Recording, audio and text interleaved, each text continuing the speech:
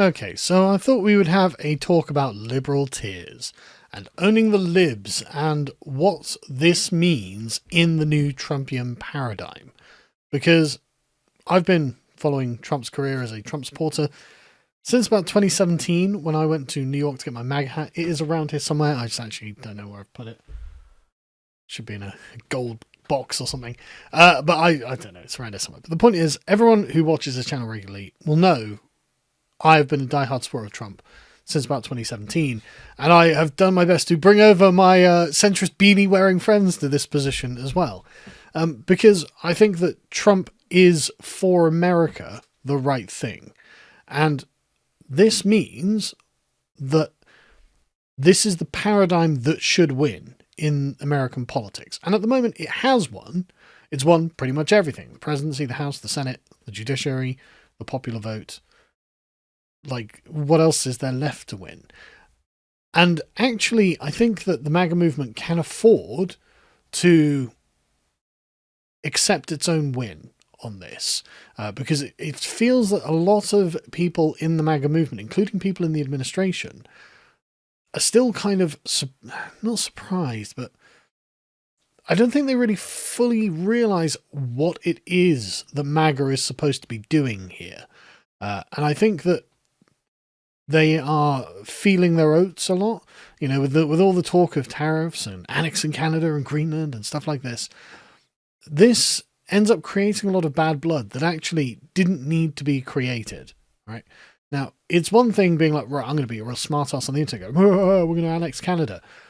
But it's another thing when everyone else around the world goes, oh, I actually don't want to deal with those people now. Actually, I think they're not trustworthy. We thought something else was coming, and look at what it is, because the countries around America are still very much governed by the libs, and they don't want to be owned by you, actually. Notice how Mark Carney in Canada has just picked up Trudeau's mantle and said, right, that's it. I will take us to shitlib paradise. We are going to transition every child in Canada. Follow me, lads. This is what it means to be Canadian. And now he's at like 67% of the polls. And Pierre Poilievre is at 33%. And it's like, right, okay, hang on. This is just flipped. Poilievre was well up in the lead. But because Trump made himself seem like an external threat, they're going to tank now. And you can say, well, look, it's not our business to fix Canada. Sure, it's not. But it would be useful to have a friendly and cooperative state to the direct north of you. Because, of course, you've then got Europe. Europe is just run by global libs. They're just complete woke libs, the wokest of woke. Think about when Vance went over there and just explained to them, look, guys, we think you should have some free speech. They freaked out. One of them started crying. Like a 59-year-old man started crying in the European Parliament or whatever. And it's just like, okay, look, again, it's not, I'm not saying it's America's job to do anything about these, right? But it does mean that the patriotic position is woke shit liberty, and it means being anti-MAGA is patriotic, and it makes things very difficult over here when this sort of thing happens. But then when you start blanket tariffing everyone, and I'm not saying that tariffs aren't justified or anything like that, I understand the impetus behind them, but when you start blanket tariffing everyone, they all start thinking, okay, can we get along without America? Right? And you start bringing them into a coalition against you, when instead what you, I think, should have been doing is ruling over them like an emperor. Because I went to a conference in Miami a few years ago, and Curtis Yarvin gave a really interesting speech.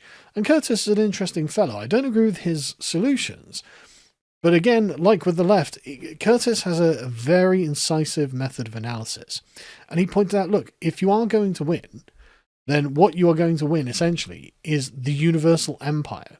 You will have it all. So how are you going to own the libs? How are you going to actually own them? You're in charge of everything now. You know, they've only got, state legislatures and governments below you, but you're the federal government. You've got all the major organs of power. You can just start pushing down on them. So what are you going to do? And the best way to deal with these people, and again, the libs in foreign countries, actually would have been not to scare the hose, right? Scaring the hose has just made things more difficult with Trump. I mean, for example, I'm all up for Trump's trade war with China. I think a trade war with China is probably a good thing. I think returning manufacturing to the West more broadly, but America specifically, is a good idea. It's good for the American people. It's good for America as a nation to start rebuilding that which has been hollowed out from it. And it's good to prevent the rise of predatory states like the CCP and their government. So this is a good idea. But if you're going to wage a trade war with China, it's useful to have a bunch of allies.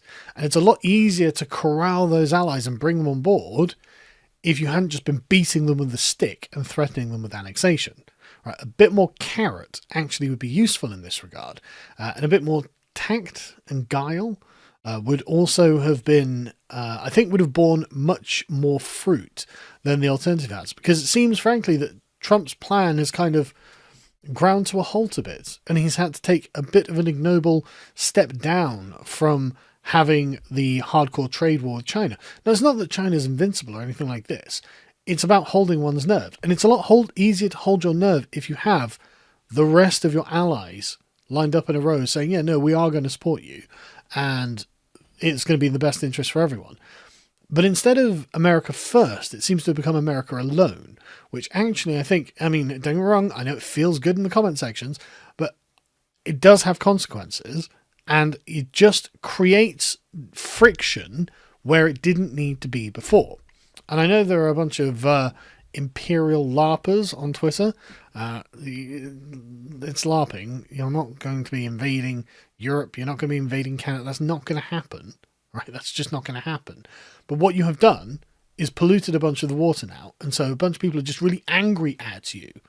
And now you have to spend a lot of your time ameliorating your allies and sort of trying to smooth over the creases you've created for no need, really, and no particular reason, just to be belligerent. And it just doesn't help you achieve your goals, especially as MAGA really could turn into the new paradigm entirely.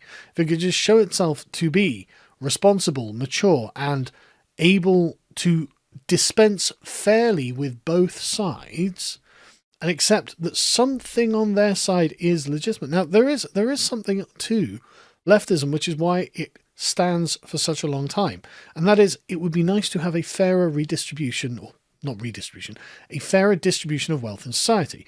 Now, Trump can actually stand on that point really, really firmly, saying, yeah, no, that's right. We need a fairer distribution. We need to know that there is a path from the working class up into the middle class through good, solid, honest day's labour that gets you to buy the house, to buy the car with the picket fence, and to have a barbecue on a Sunday, right? We need to know, we need that path to be there, as it was throughout the 20th century, and as it's been taken away by exporting all of these jobs to China, right? That's how Trump can check the left on that issue. Well, okay, there are a bunch of other issues. What about climate? Okay, maybe. What about whatever, nuclear power stations, whatever, do whatever it is you want. There are right-wing solutions to left-wing problems. And if you actually do address these, then they find themselves with far less to whine about. Like, Elon's electric cars are a great point. And Trump could give, I don't know, tax breaks or something for electric cars. I don't know, whatever. Be creative, right? I'm not a policy guy. But, Trump could incentivize this and say, right, okay, no, this is building American. You are supporting the economy. You are also saving the environment. Adopt some of their messaging, right? Like, no one thinks that Trump's going to change his heart and become a globalist. But if you adopt some of their messaging, you take the wind out of their sails. And those people who are just kind of on the fence and just like, well, I would like that thing. Well, if you're offering that thing as well, and you're not an insane bluehead woke psycho, well, okay, I will come over and support this. And so this creates just a kind of grease, a lubricant between the gears and keeps things moving, reduces the amount of friction in the system, and makes glory accrue to you.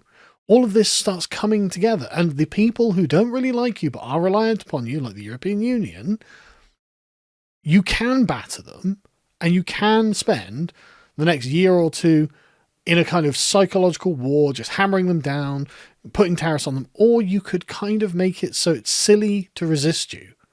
And unfortunately, at the moment, MAGA, in its first couple of months, the Trump administration has gone the other way.